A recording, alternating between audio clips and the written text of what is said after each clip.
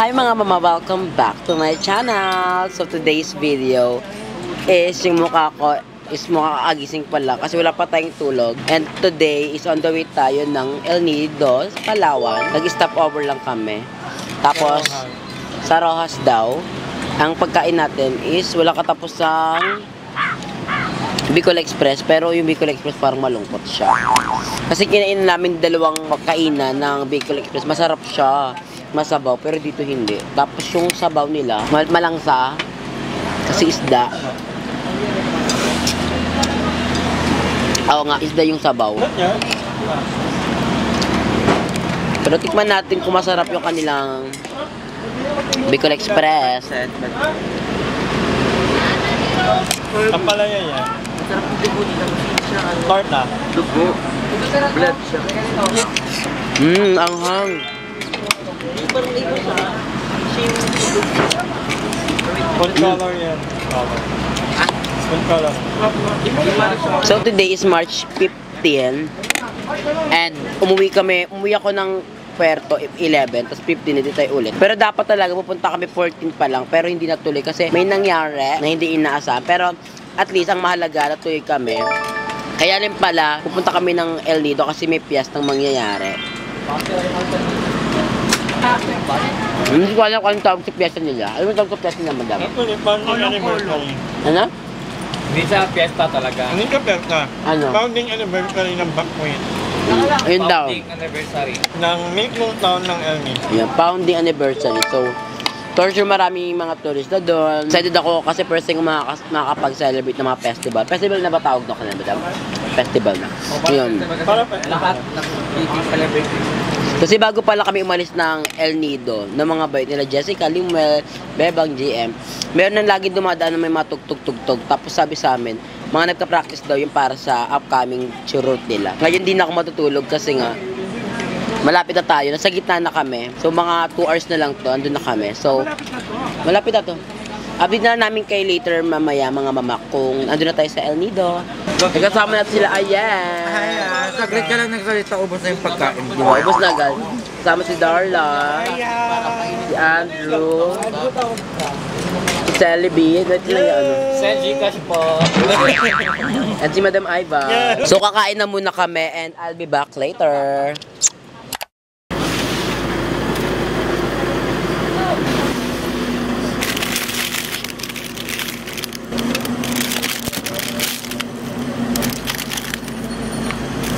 Mel, gusto mo ice cream? 40 pesos? Kabog. Isa kang pa, sabog. 40 pesos. Hindi mo naman ako, mama. Wala, gusto ko nila sa 200 yan. Diyan ko kayo. Baka na ikaw na sasanay ka libre-libre. Hindi na mo ang dami mo ng ano. Ang dami na nalibre. Darat lang. So 40 pesos yung kanilang ice cream. Okay na din kasi syempre, dito ka sa lugar nila. Mahal talaga yung mga bilihin. At ito din pala kung saan kami nag-stop over is, ano tayo madam? Wala. Andito yung ano, dito man na yung pinakamahal na island. Oh, dito din yung pinakamahal na island. Tinatawag na Banwa. Banwa?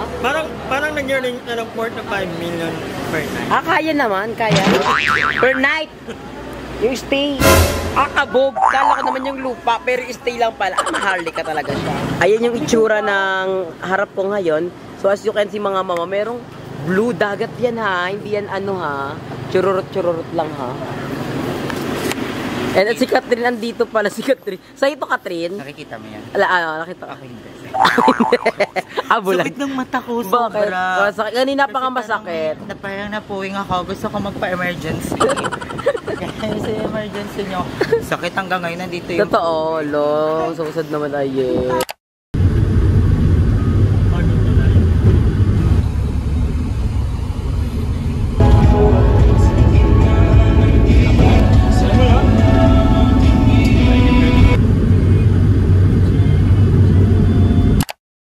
tunay. So ayan, dito tayo ulit sa Petri Capensya. Ito na lang po, bigay ko sa'yo. Ay, bongga naman, may discount. Magkano po yun? 2-4 lahat. 2-4, ayan. So sila Madam Iva, di ko sila kasama dito. Explain ko na lang yan later. Pero ang mahalaga, nandito tayo. Pagod ako sa biyahe, 6 hours yung biyahe natin, hindi siya biro. Nagbayad lang ako and then, let's go na. So, ayan mga mama, at dito tayo sa loob ng ating pag-i-stayan. So happy kasi ang ganda talaga, kahit ikaw lang mag-isa talaga dito. Is, ayan, komportable, maayos. And nandito ako sa first floor. Before kasi, yung room namin is sa third floor kami. Pero ngayon nasa first floor. So, hindi na ako mahirapan pa umakit baba, akit baba. Tapos, ang bongga kasi meron tayong sariling aircon. So, para mas ma-imagine nyo yung room natin, let's do a room tour! So, pagpasok nyo ng pintuan, ito yung una natin makikita. Meron tayong lamesa. May salamin. Ayan, fresh na fresh tayo. Ang ganda ng salamin kasi makikita ko talaga yung mukha ko kung gano'n ako fresh everyday. And merong aircon. Ayun, sinasabi ko yung aircon. Pasok ng kwarto, ito yung makikita nyo. Yan yung ating nakalagay na frame, may ilaw, and sa baba is yung higaan. Pak, ang lambot ng higaan, mama, hindi nyo uuriin. Tapos, may sariling tuwalya, may tissue, may chirurot, ganyan-ganyan. Tapos, may dalawang unan. Dahil may kumuta tayo dyan. Mukhang matibay yung anila, yung higaan. Hindi basta-basta. Kahit magyugan kami dyan ni Larv. Magyugan ni Larv. Kahit mag-antalong-talong ka, hindi niya masisira kasi kahoy yan. Para siyang mahogany. Oh, mahogany siya, oh. Matibay, pwede ipang pukpok sa ulo to. And meron din silang lagay ng basura. If ever may mga kalat ka na kailangan itapon, dyan may lalagay, di ba? Para at least mas mapanatili natin malinis yung bahay. And merong TV. Tapos ito yung ating maleta. I love this maleta talaga. Ayun, buhay na buhay pa rin siya. Thank you sa pagsama sa akin sa El Nido. And yung ating bag na ginagamit kapag rumarampa tayo, lumalabas tayo. Ayan. Pasok tayo dito. Hindi ko pa ito nakikita, pero let's see kung anong what's inside here. Wait, buksan natin yung ilaw. Ayan. Itong cabinet. Ayan, may cabinet. Ay, ang cute. Oh, pak, ang cute lang. Simple lang siya. Diba? Diyan ko ilalagay pa kung gamit later. Sa taas ng cabinet, may ganyan na kung saan pwede mong lagay ng mga gamit mo. Kung ano gusto mong ilagay, dyan mo siya ilagay. Pinaka-perfect sa lahat, yung kanilang CR. Ayan, may sarili din tayo. Shower. May churot na ganyan. Tapos merong, alam nyo na, kung saan natin nilalabas yung sama ng loob natin. And I hope sana itong shower meron siyang heater. Pero let's see kung paano ito siya magagamit later on. Ako kasi yung tipo ng tao na mas na-excite ako maligo kapag mainit. Kasi may mga time talaga kapag malamig talaga yung tubig, nagkabat ako maligo. So, sana mamaya papaturo tayo kung paano yan nagagamit pag bet mong mainit siya. Pero isalim natin yung ating CR. Ang ganda, ang liit lang ng kwarto, pero saktong-sakto para sa isang tao, di ba? Actually, pwede rin to sa dalawang tao, pero kung ikaw lang mag-isa, okay na okay, sakto-sakto. And, parang ang sarap ng pakiramdam ko sa bahay na to.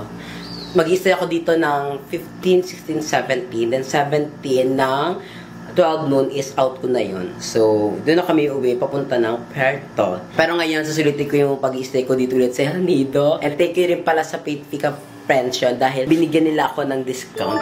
Ang ano ko talaga, ang babayaran ko talaga is 1,350 per night. Pero ang nangyari, ginawa nila akong 1,200. So, ayun, hindi po to sponsor. Baka isipin, sponsor to. Tsaka hindi ako yung tipo ng taon ng gano'n. Nahihiyak siya ako.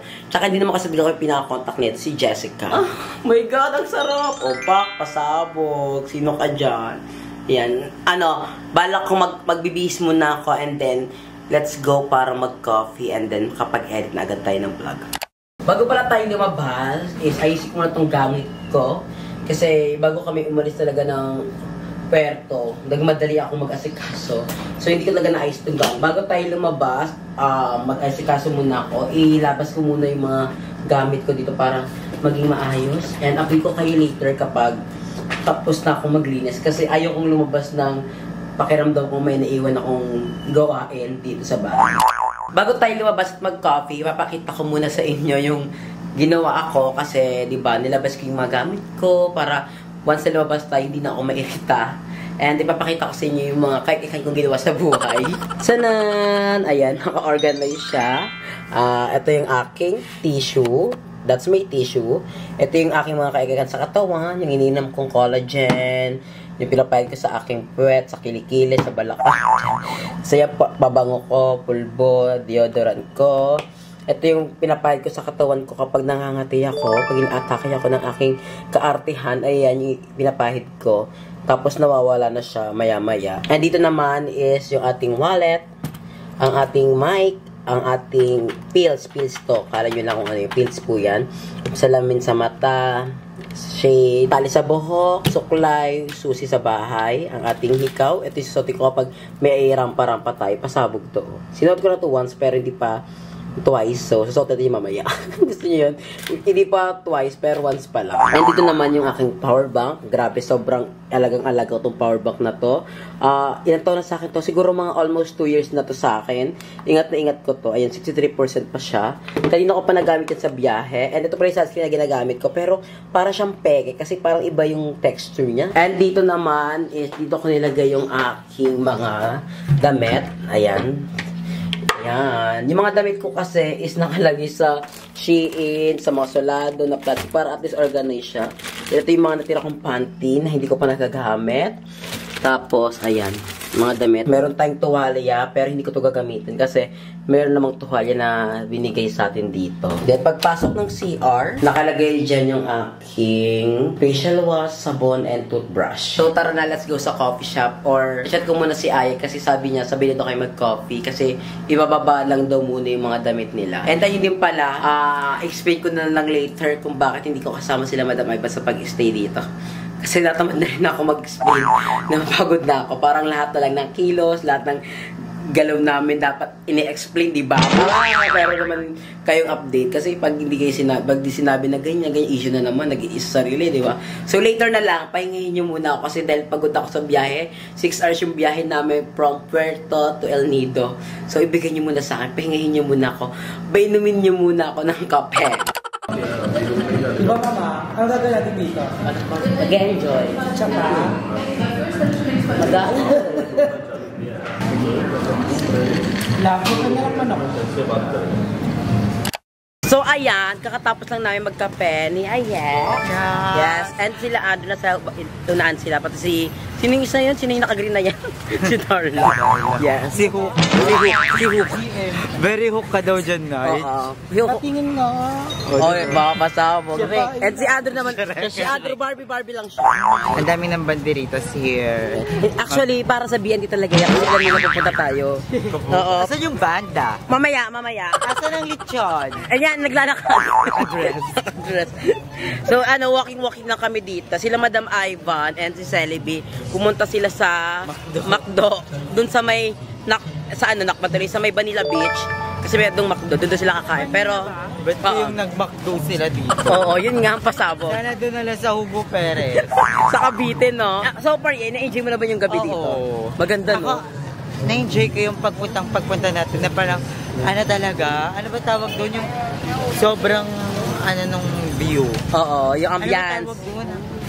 Yung atmosphere. Anong tawag Scenery doon? daw. Yung nararamdaman mo pag sobrang ganda. Gut feeling. Yung na lang. Heartbreaking, gano'n.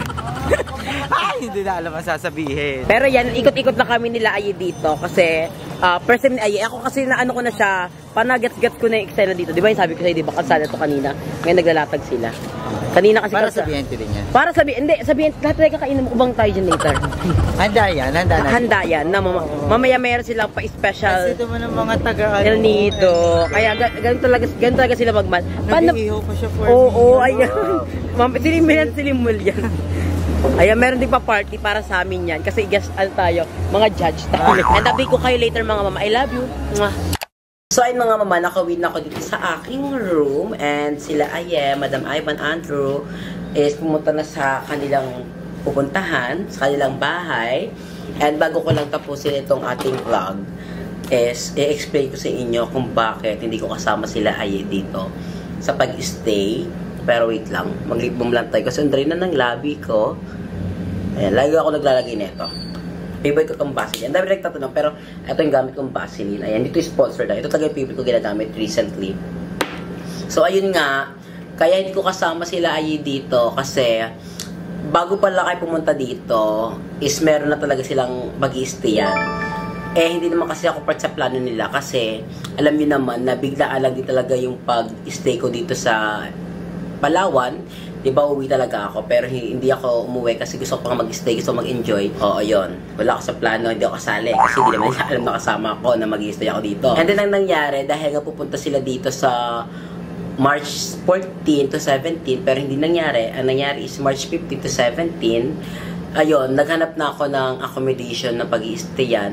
And ang napili ko talaga is itong Patrica Pension kasi nakapag-stay naman na ako dito nung nakaraan. So, nag-decide ako na dito lang din ako mag-stay para hindi na ako mahirapan and alam ko na kung saan ako pupunta and alam ko na kung saan ko hahanapin tong place na to. And yun nga, nag-inquire ako and happy kasi meron namang available for one person. Kasi sa panahon ngayon na magkakaroon talaga ng festival, pahirapan talaga na mag-book ng gentong place and then mas mahal na kung late ka talaga.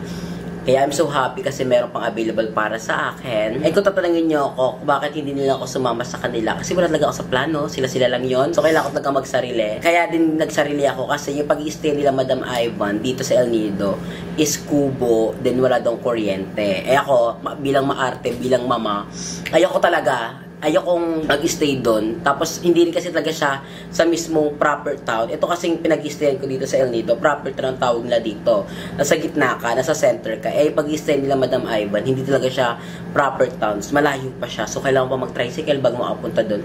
And then, kubo pa siya. So, ayoko talaga. Hindi sa nag-iinarte ako. Siguro nag-iinarte na rin ako. Siguro hindi na nag-iinarte yun. Kasi baka sabihin ng arte ng Jobin, kubo naman yun. Kubo nga, pero walang kuryente. Kaya ko ba yun? And na-realize ko din kasi na gumagamit ako ng camera, gumagamit ako ng cellphone. So, paano yung pag nalobat? Anong gagamitin ko pang vlog? Eh, wala akong paggagamitan. And nag-decide na talaga ako na mag-stay dito. Para at least, diba, may mapagsaksakan ako, maging komportable ako.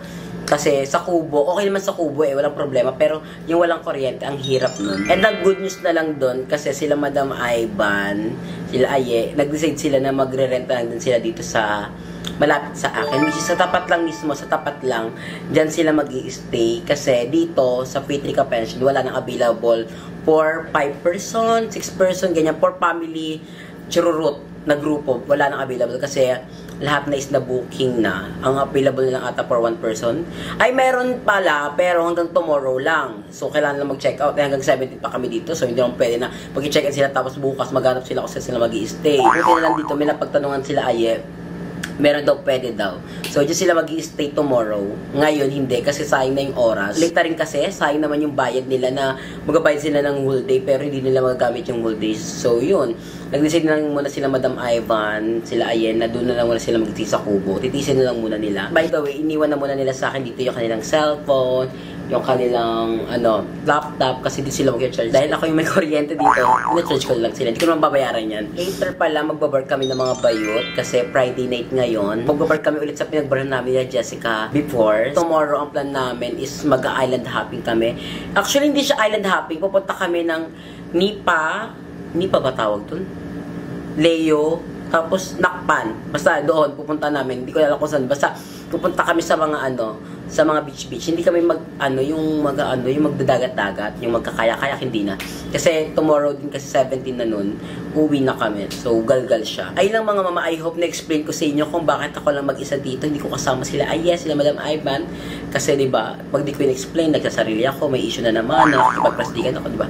Nakakaumay nang mag-explain. So, dahil kailangan mag-explain para hindi magkaroon ng issue, lumala, diba?